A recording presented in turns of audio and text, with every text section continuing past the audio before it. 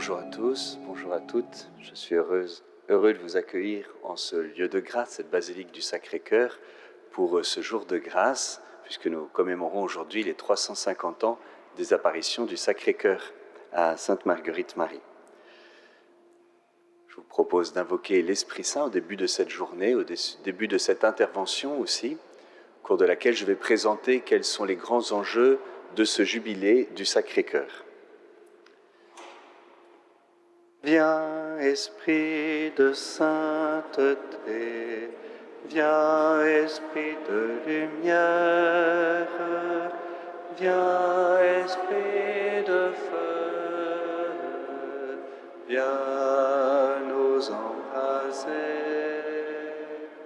viens, Esprit de sainteté, viens, Esprit de lumière, viens, Esprit de feu, viens nous embraser. Je vous salue Marie, pleine de grâce, le Seigneur est avec vous. Vous êtes bénie entre toutes les femmes, et Jésus, le fruit de vos entrailles, est béni. Sainte Marie, Mère de Dieu, priez pour nous pauvres pécheurs, maintenant et à l'heure de notre mort. Amen. Ô Jésus doux et humble de cœur, rends nos cœurs semblables aux tiens.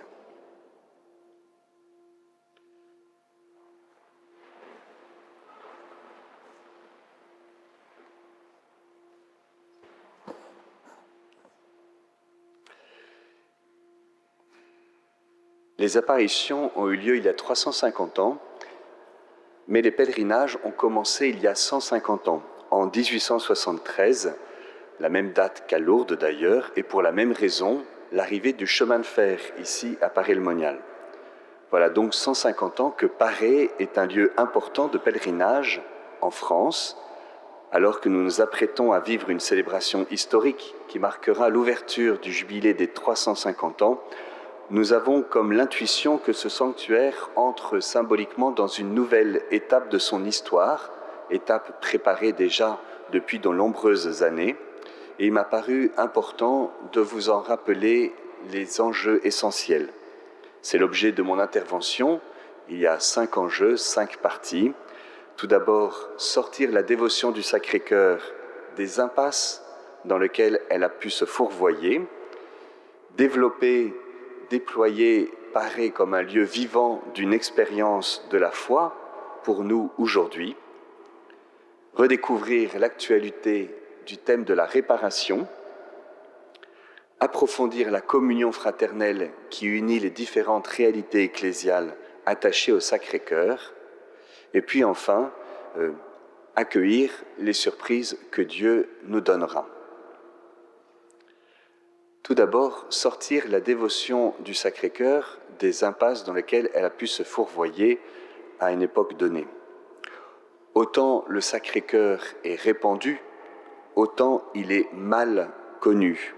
Dans l'histoire, cette dévotion au Sacré-Cœur s'est répandue très rapidement après les événements de Paray, avec une fécondité tout à fait inégalée dans l'histoire de l'Église, au moins dans l'Église latine. Toutefois, avec le recul, on s'aperçoit que le message de Paray a pu souffrir des moyens auxquels on a eu recours pour le faire connaître. Certes, ce qui a contribué à véhiculer le message et la dévotion a été très efficace pour sa diffusion, puisque le monde entier connaît le Sacré-Cœur, mais c'est parfois devenu aussi un obstacle pour sa compréhension profonde. Cela s'est fait au détriment de la profondeur et de la justesse de la dévotion au cœur de Jésus. Cette large diffusion n'a pas été exempte d'ambiguïté, de contresens, de raccourcis, de simplification. Bref, il y a eu un prix à payer. Et il faut peut-être chercher là, pour une part, la raison de la désaffection de la dévotion au Sacré-Cœur dans la deuxième partie du XXe siècle, en Occident tout du moins. Il s'agit pour nous d'identifier et de comprendre ces réticences pour y répondre. Le jubilé est une bonne occasion pour cela. Première difficulté, la dévotion au Sacré-Cœur a bénéficié des reproductions à l'infini des statues selon l'art sulpicien qui connut un succès retentissant au XIXe siècle. Mais elle finit par paraître bien poussiéreuse et sanguinolente lorsque les sensibilités évoluèrent au XXe siècle. Certes, de belles œuvres d'art touchent les cœurs. Et c'est pour cela qu'un projet artistique a été lancé en septembre dernier par le Sanctuaire. Le Jubilé entend être une magnifique occasion de renouveler l'image du Sacré-Cœur, sa représentation dans l'art, que ce soit la peinture, la sculpture, mais aussi cet appel à projet concerne la création de compositions musicales destinées à la liturgie. Un concours photo est également organisé afin que tous puissent participer au renouvellement du regard sur les sites emblématiques du sanctuaire. Deuxièmement, la focalisation unilatérale sur la focalisation, elle-même réduite sur la réparation, elle-même réduite à sa dimension pénitentielle, voire victimale, a fini par faire du Sacré-Cœur une dévotion doloriste, un peu morbide. Bien évidemment, la réparation fait partie de la spiritualité de Paré, spiritualité parodienne, mais elle n'est pas première et elle ne se réduit pas à sa dimension pénitentielle. Je vais revenir dans ma troisième partie sur la réparation.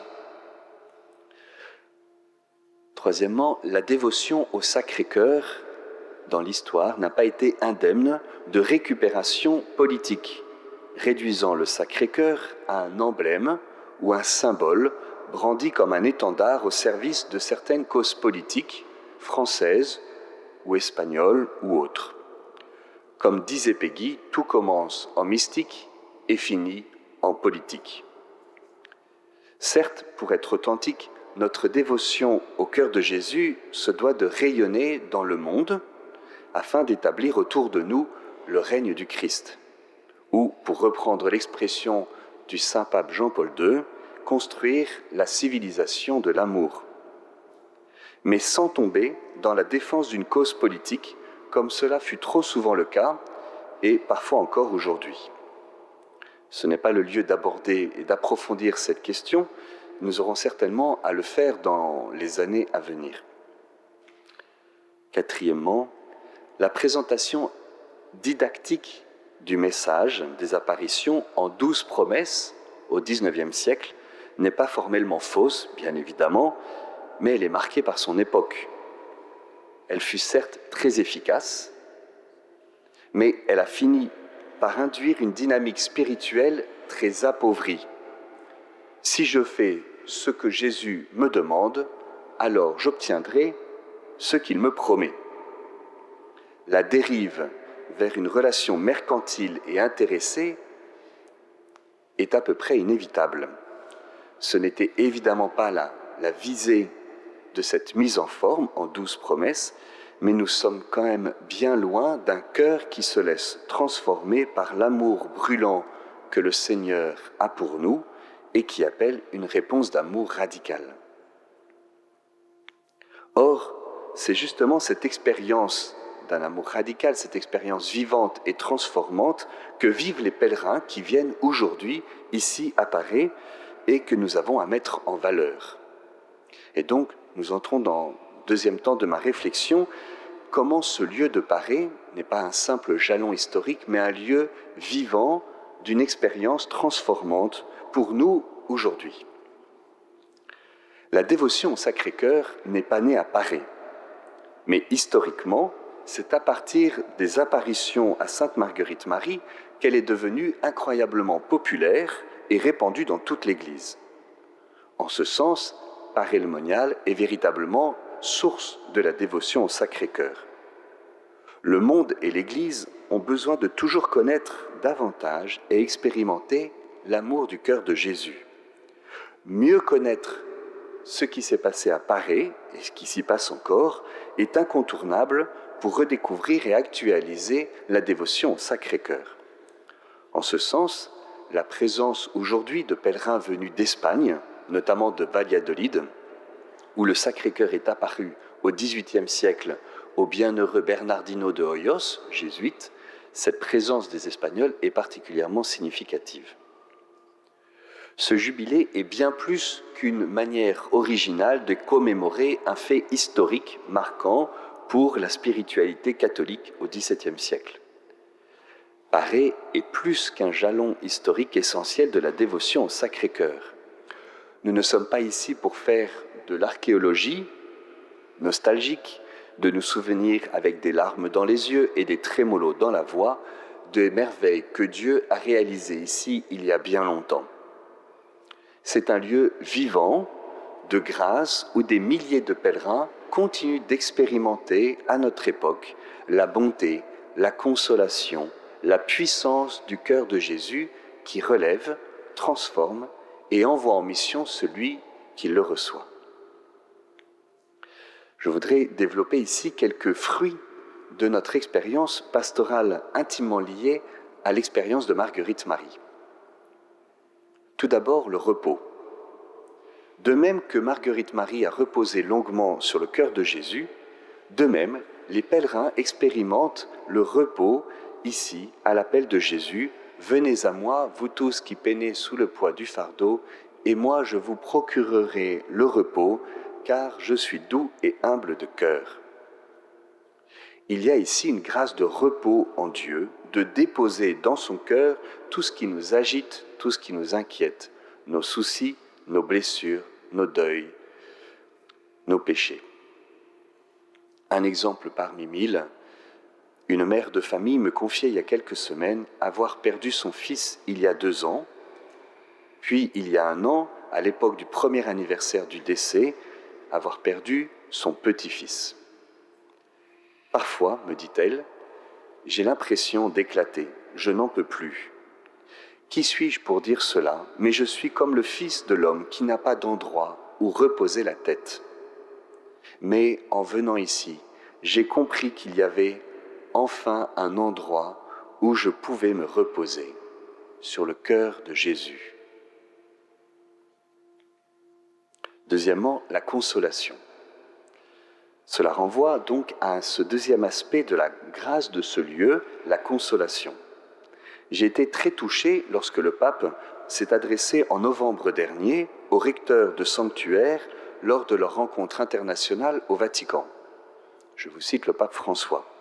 « On va au sanctuaire pour être consolé. Que de personnes s'y rendent parce qu'elles portent dans l'esprit et dans le corps un poids, une peine, une préoccupation.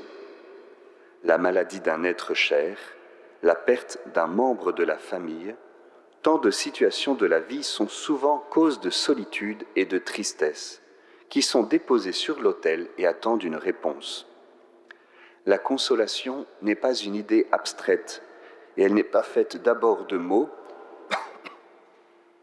mais d'une proximité compatissante et tendre, qui comprend la douleur et la souffrance. C'est le style de Dieu, proche, compatissant, tendre. Ainsi est le Seigneur.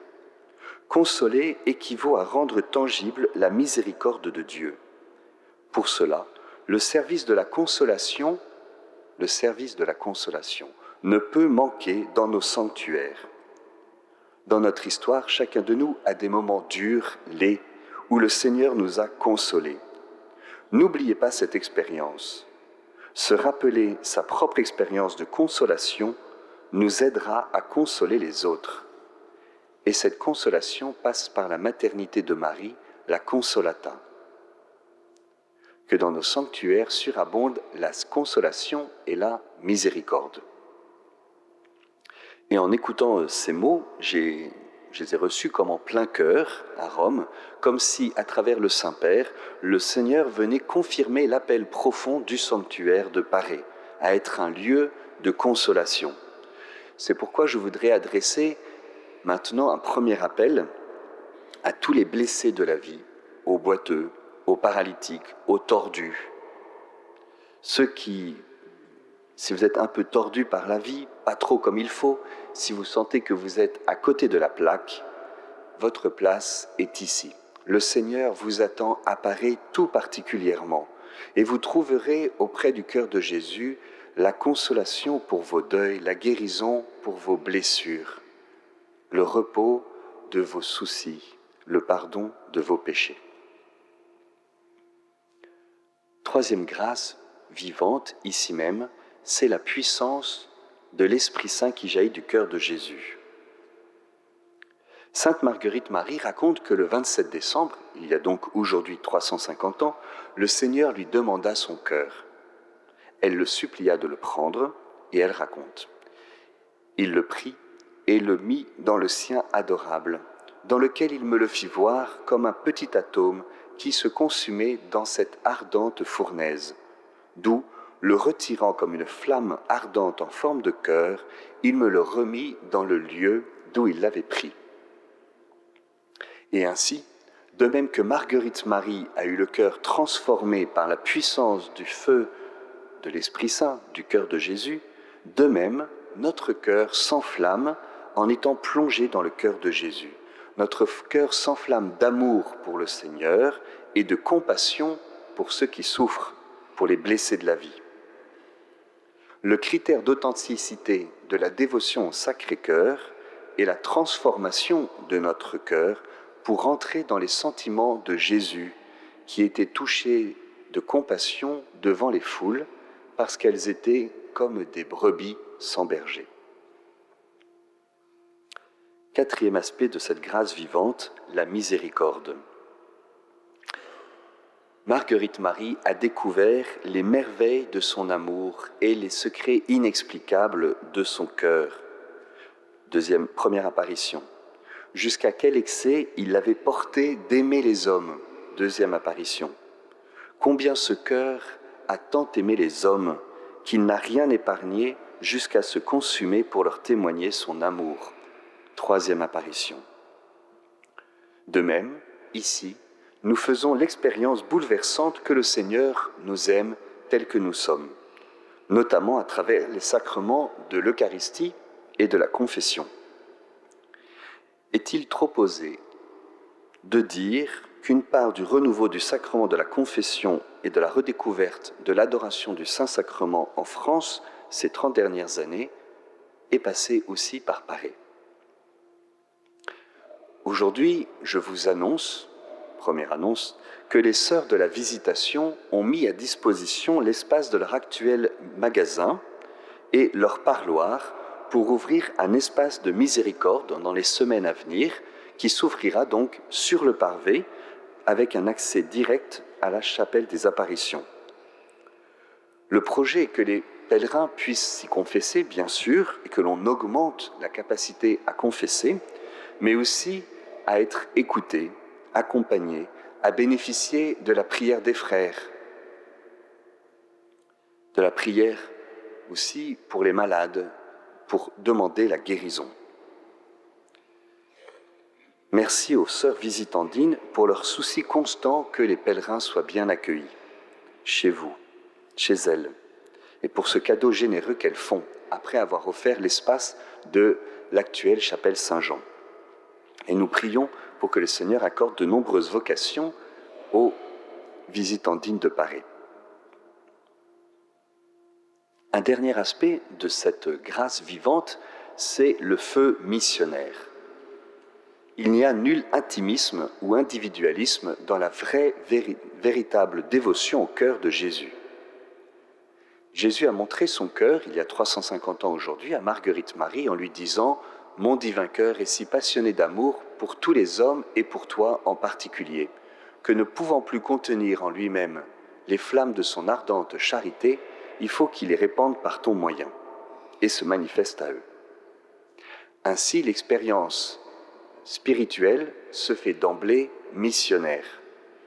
Il faut que ça brûle, disait le fondateur de la communauté de l'Emmanuel, Pierre Goursat. Il n'est pas anodin de citer Pierre Goursat aujourd'hui, dans la mesure où le réveil et le redéploiement du sanctuaire de Paris à partir des années 70 est largement dû à son intuition prophétique de venir à Paris en 1975 pour y vivre le rassemblement national du renouveau charismatique et depuis, tous les ans, les sessions d'été de la communauté de l'Emmanuel. Il faut que ça brûle, que notre cœur brûle d'amour pour le Seigneur et en même temps brûle du feu que cet amour soit connu et répandu dans le monde marqué par l'indifférence et l'éloignement de Dieu. Les formes d'annonce de l'amour du cœur de Jésus sont bien différentes selon les appels que les uns et les autres recevons de Dieu. Mais il s'agit dans tous les cas de témoigner de la force et de la puissance que nous recevons de Dieu. Il n'est pas possible d'évangéliser un monde que l'on n'aime pas. À Paré, en entrant dans les sentiments du cœur de Jésus, on apprend à aimer les hommes, à aimer le monde comme le Christ a aimé le monde et les hommes. Une dévotion au Sacré-Cœur qui se replierait sur elle-même dans un gémissement plaintif et victimaire face à un monde qui n'est plus chrétien ne serait pas authentique. Je ne peux que faire mien ces mots de René Voillaume, fondateur des Petits Frères de Jésus, qui a conclu son dernier livre Testament avec ces mots prophétiques à l'école de ce grand saint du cœur de Jésus que fut saint Charles de Foucauld. Je cite donc René Voillaume. Peut-être allons-nous entrer dans une époque du genre humain qui sera le temps de la compassion, dans l'impuissance de trouver les solutions aux problèmes posés. Il nous faudra plus que jamais nous offrir en intercession, en communion au sacrifice du Christ, en nous plongeant en son Eucharistie pour supplier la miséricorde de notre Sauveur de se répandre sur tous les hommes. Le temps de la compassion. Un aspect de ce feu missionnaire est la piété populaire, qui est, pour reprendre l'expression du pape François, le système immunitaire de l'Église. Autour du Sacré-Cœur s'est déployée une grande dévotion, une grande piété populaire. L'un des enjeux de ce jubilé est que le sanctuaire soit toujours plus accessible à tous, qu'il renoue avec justesse avec cette piété populaire.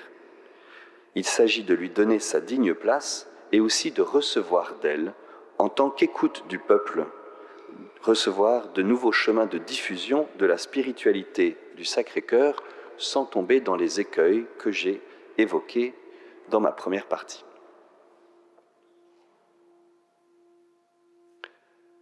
Après avoir vu justement ces écueils, après avoir vu en quoi Paré est un lieu où nous expérimentons la grâce qu'a vécue Marguerite Marie, je voudrais dans un troisième temps nous inviter à redécouvrir l'actualité du thème de la réparation. Les événements de Paré font référence quant à la spiritualité de la réparation. Ainsi, la demande d'institution d'une fête en l'honneur du Sacré-Cœur par Jésus au cours de la grande apparition de juin 1675, cette demande est une demande de réparation. À la suite des événements de Paré-le-Monial, la réparation prendra une place de choix dans la spiritualité de l'Église, jusqu'au grand tournant des années 70, où elle va péricliter rapidement. Or, la demande de réparation est centrale à Paré-le-Monial. Il n'est pas possible de l'occulter sans amputer le message. Il revient donc au sanctuaire de retrouver des chemins d'accès à cette demande du Christ et en proposer une nouvelle actualité. Notons par ailleurs que la question de la réparation retrouve une actualité sensible dans les sphères culturelles et sociales. On peut citer parmi tant d'œuvres le livre de Maëlys de Kerangal, Réparer les vivants, paru en 2014, vendu à plus de 400 000 exemplaires et adapté à l'écran. Ou bien le livre du docteur Denis Mukwege, prix Nobel de la paix 2018, Réparer les femmes, livre paru en 2019, sur la chirurgie réparatrice. Ou encore sur la justice réparatrice, le film de Jeanne Herry, Je n'oublierai jamais vos visages, sorti cette année. Il aurait été difficile d'avoir simplement pour thème du jubilé la réparation, car c'est une expression difficilement compréhensible sans explication préalable. D'où le choix de retenir « rendre amour pour amour », qui exprime la dynamique spirituelle de la réparation, tout en étant capable de parler plus spontanément au cœur.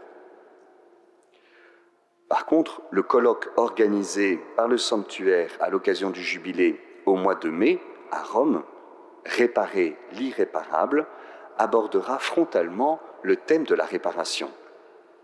Il s'agit de montrer que les événements de Paré, il y a 350 ans, ont quelque chose à dire aujourd'hui à l'Église en France et même à la société.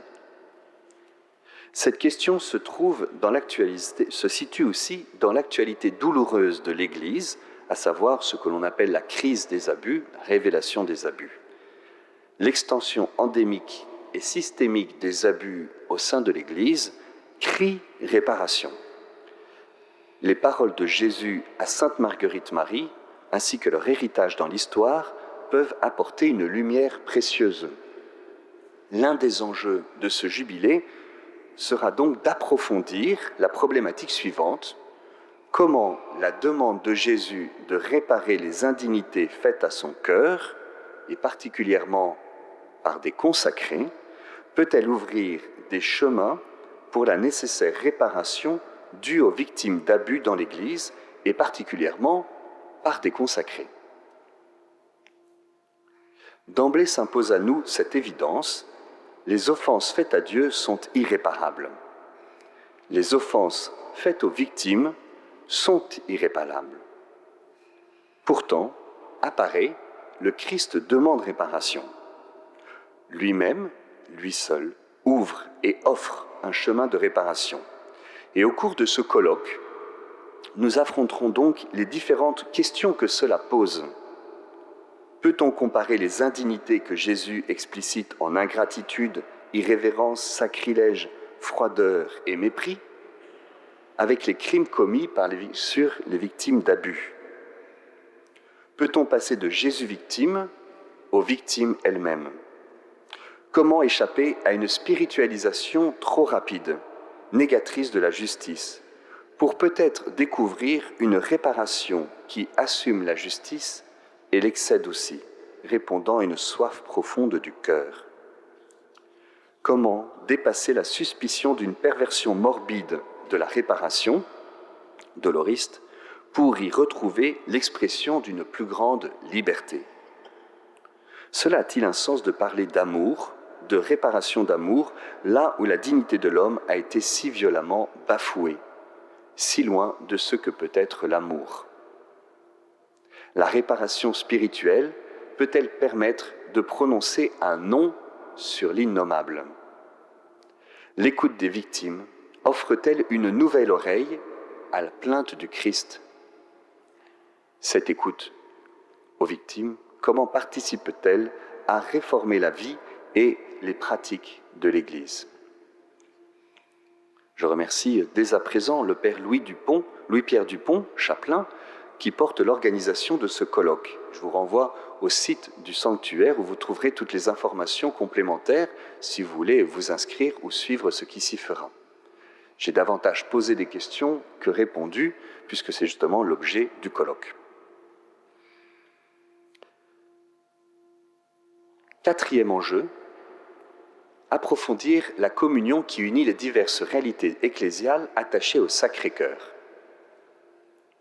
Le pape François rappelle que l'Esprit Saint est celui qui crée à la fois l'unité et la diversité. Une grâce particulière de fraternité a été donnée par le Sacré-Cœur de Jésus à Sainte Marguerite Marie et à Saint Claude, qui se sont alors reçus l'un l'autre comme frères et sœurs pour pouvoir remplir leurs missions respectives au cours de la vision des trois cœurs. Il y a un an, le 16 octobre 2022, ici même, dans cette basilique, avec le directeur du sanctuaire, le curé, le père Lagrange, la supérieure de la Visitation, le supérieur des Jésuites à Paré, nous recevions du vicaire général, le père Grégoire Drouot, la mission de travailler ensemble au rayonnement du Sacré-Cœur et d'accueillir ensemble les pèlerins, chacun selon les modalités propres à sa mission. Pour reprendre l'expression du pape François, la communion n'est pas sphérique, une sphère où tous les points sont à égale distance du centre, mais elle est polyédrique. Le polyèdre, le nom est un peu compliqué, c'est une espèce de figure géométrique complexe composée de multiples facettes intégrant une part de diversité entre elles. Nos histoires, nos sensibilités spirituelles ne sont pas les mêmes. Nous ne sommes pas tous attachés aux différents aspects que comporte la richesse du cœur de Jésus.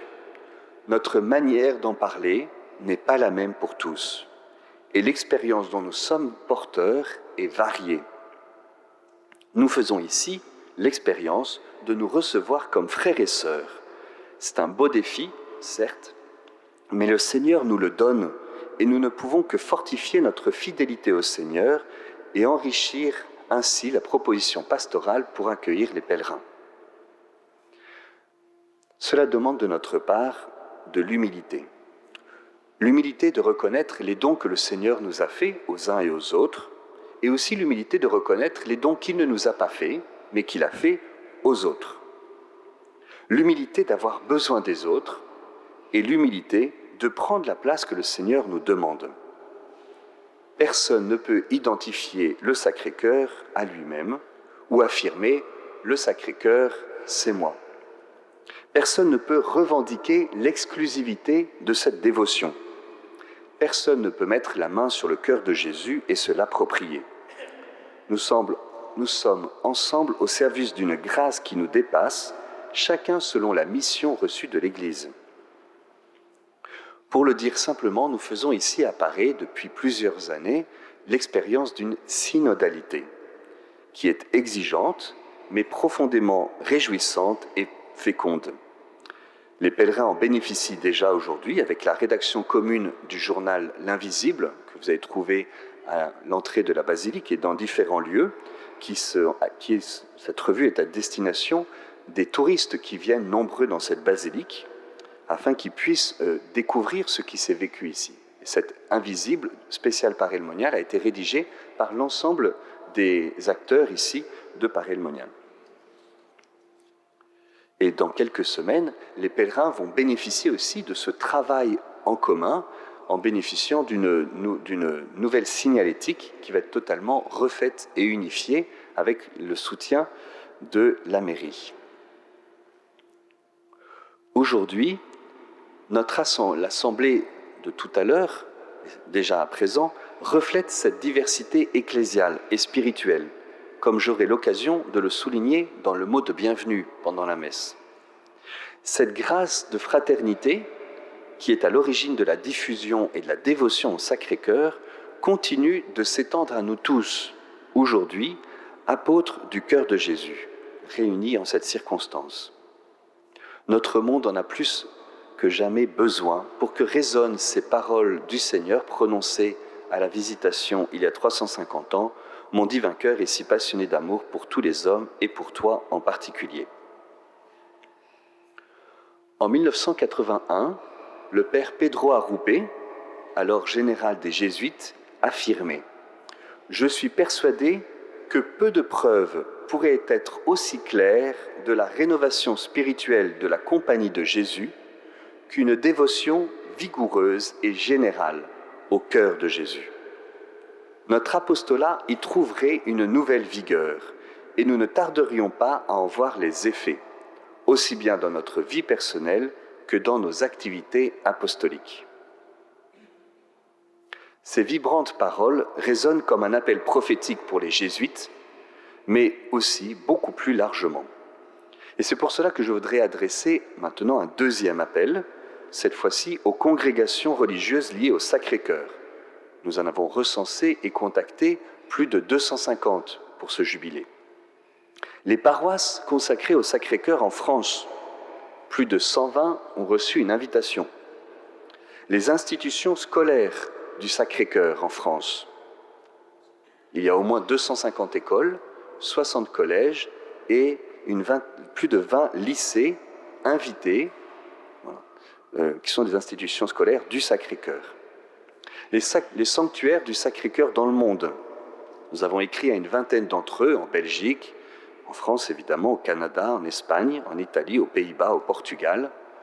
Vous tous qui êtes attachés d'une manière ou d'une autre, ou dont les racines spirituelles ont été à un moment donné celles du Sacré-Cœur, venez à Paris, venez redécouvrir vos racines spirituelles, venez boire à la source du cœur de Jésus. C'est pour cela que le sanctuaire organise une rencontre internationale des supérieurs majeurs de congrégations religieuses et des instituts liés au Sacré-Cœur le 14 et 15 octobre 2024. Enfin, cinquième enjeu de ce jubilé, recevoir ce que Dieu donnera.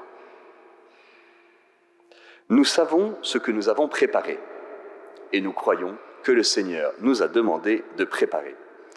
Nous avons beaucoup travaillé pour cela. Mais ce que nous ne savons pas, c'est ce que Dieu, lui, a effectivement préparé. Comme le dit le livre des Proverbes, chapitre 16, « Dans son cœur, l'homme propose, par sa parole, Dieu dispose. » L'homme en son cœur fait des projets de route, le Seigneur dirige ses pas. Nous avons donc fait des projets de route, maintenant laissons-nous diriger nos pas par le Seigneur. Il y a 50 ans, en 1975, le recteur de l'époque avait contacté bien des personnes dans l'Église pour les inviter à Paris pour le 300e anniversaire des apparitions. Et personne n'est venu, sauf un groupe de quelques charismatiques qui ont débarqué à Paris, conduits par Pierre Goursat, le fondateur de l'Emmanuel, sans même savoir qu'il s'agissait des 300 ans des apparitions. Quelles sont les surprises que le Seigneur préparera? Quels sont les appels qu'il nous fera? Nous ne le savons pas, mais il nous revient de nous disposer dès à présent à écouter ce que l'Esprit dit aux Églises, pour reprendre l'expression de l'Apocalypse. C'est dans cet état d'esprit que j'aborde la question de la consécration. Laissons-nous instruire par la manière dont de faire du Seigneur pour obtenir qu'une fête soit instituée en l'honneur de son Sacré-Cœur. Si Jésus avait voulu être efficace et rapide, il serait apparu directement au pape et aux cardinaux, à Rome, pour ordonner que la fête du Sacré-Cœur soit instituée. Le pape aurait certainement obtempéré, signé un décret, et l'année suivante, toute l'Église aurait célébré cette fête. Mais le Seigneur ne gouverne pas par décret, même si cela nous arrangerait parfois. Il est apparu à une femme, cloîtrée au fin fond d'un monastère, lui-même au fin fond du Charolais, pour demander cette fête. Ça a été certes moins rapide, moins efficace, mais en fait plus profond. Cette demande a travaillé le corps de l'Église, a travaillé le cœur des personnes, des familles, des paroisses, des pays, des diocèses, des pasteurs, jusqu'à ce que l'institution en 1856, c'est-à-dire plus de 150 ans après, soit effectivement promulguée par l'Église catholique. Peut-être que cette manière que le Seigneur a de faire, de passer par la périphérie et de travailler plus par capillarité que par décret, peut nous inspirer dans la promotion de la consécration. Et c'est le troisième appel que je voudrais aujourd'hui adresser.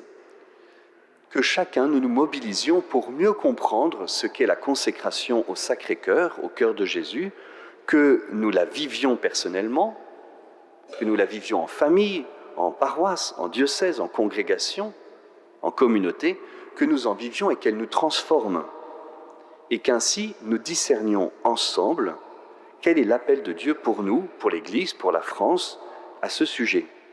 L'essentiel n'est-il pas que le monde connaisse l'amour du cœur de Jésus? Et donc que notre effort ne consiste pas à contacter en permanence les évêques pour obtenir d'eux quelque chose, mais que nous le vivions nous-mêmes et que cela se répande dans l'Église. Pour conclure, après avoir rappelé les enjeux essentiels à nos yeux de ce jubilé des 350 ans, de pouvoir dégager, désensabler la source de la dévotion qui a pu être au cours de l'histoire un petit peu couverte, après avoir rappelé quels sont les lieux essentiels d'une grâce vivante aujourd'hui et de davantage y être fidèle, après avoir montré l'actualité du thème de la réparation que nous allons approfondir, rendre amour pour amour, tout au long de ce jubilé, après nous avoir exhorté à redécouvrir et approfondir la communion entre nous, après être entré dans cette disponibilité à ce que Dieu fera et ce que Dieu donnera, je voudrais conclure avec la démarche jubilaire. Cet après-midi, le nonce apostolique, Monseigneur Celestino Migliore, ouvrira solennellement la porte jubilaire à la chapelle des apparitions au monastère de la Visitation. Et nous vivrons ensemble la démarche jubilaire, en prolongement de l'Eucharistie de tout à l'heure. Cette démarche jubilaire est une invitation à se mettre en marche pour répondre à l'appel du Seigneur « Venez à moi, vous tous qui peinez sous le poids du fardeau, et je vous donnerai le repos, car je suis doux et humble de cœur. » Passer la porte jubilaire, c'est passer et entrer dans le cœur de Jésus, pour être renouvelé en profondeur dans notre vie de baptisé et lui rendre amour pour amour. Un feuillet explicatif sur l'indulgence plénière que l'on peut obtenir par cette démarche est à votre disposition, en tout cas le sera cet après-midi, à la basilique et dans le sanctuaire. Le pape François nous rappelle ainsi ce qu'est une indulgence. Je le cite. Dans le sacrement de la réconciliation, Dieu pardonne les péchés, et ils sont réellement effacés, cependant que demeure l'empreinte négative des péchés dans nos comportements et nos pensées. La miséricorde de Dieu est cependant plus forte que ceci. Elle devient indulgence du Père qui rejoint le pécheur pardonné à travers l'épouse du Christ et le libère de tout ce qui reste des conséquences du péché, lui donnant d'agir avec charité, de grandir dans l'amour plutôt que de retomber dans le péché. Je voudrais vous redire les conditions intérieures et extérieures, les dispositions pour vivre avec fruit la démarche jubilaire et recevoir l'indulgence plénière. Aujourd'hui, si possible. Tout d'abord, être en état de grâce et avoir la disposition intérieure du détachement complet du péché, même véniel. Cela implique notamment de se confesser, si possible aujourd'hui, sinon la semaine qui précède ou la semaine qui suit. Cela implique aussi de communier. Manifester notre ouverture à l'Église universelle en priant aux intentions du pape. Il est suggéré à Notre Père et un Je vous salue Marie. Professer la foi de l'Église en récitant le Je crois en Dieu. Manifester visiblement que nous voulons répondre à l'appel de Jésus qui a dit « Je suis la porte des brebis » en passant par la porte jubilaire, c'est ce que nous ferons ensemble avec le nonce et tous ceux qui seront présents, la porte jubilaire de la chapelle. Et enfin, traduire en charité concrète la grâce reçue en accomplissant une des œuvres de miséricorde rappelées par le pape François. Je vous rappelle qu'il est possible de recevoir l'indulgence plénière une fois par jour, soit pour vous-même, soit pour une personne défunte, mais pas un autre vivant. Eh bien, Seigneur, toi qui as béni cette terre de Paray-le-Monial, nous voulons mettre nos pas aujourd'hui dans les tiens. Nous voulons être apôtres et pèlerins du cœur de Jésus, comme l'a été le Saint-Pape Jean-Paul II, venu ici même il y a quelques années. Qu'à l'occasion de ces 350 ans, tu embrases notre cœur du feu de l'Esprit Saint qui jaillit de ton cœur transpercé. Que nous en soyons transformés, que nous vivions cette réponse d'amour pour amour à toi qui nous as tant aimés, que nous puissions être témoins de ta compassion, de ta consolation, de ta douceur auprès des blessés de la vie que tu mets sur notre route, que notre cœur soit transformé pour que nous annoncions au monde la joie de l'Évangile. Ô Jésus, tu es doux et humble de cœur, prends mon cœur semblable au tien. Ô Jésus, tu es doux et humble de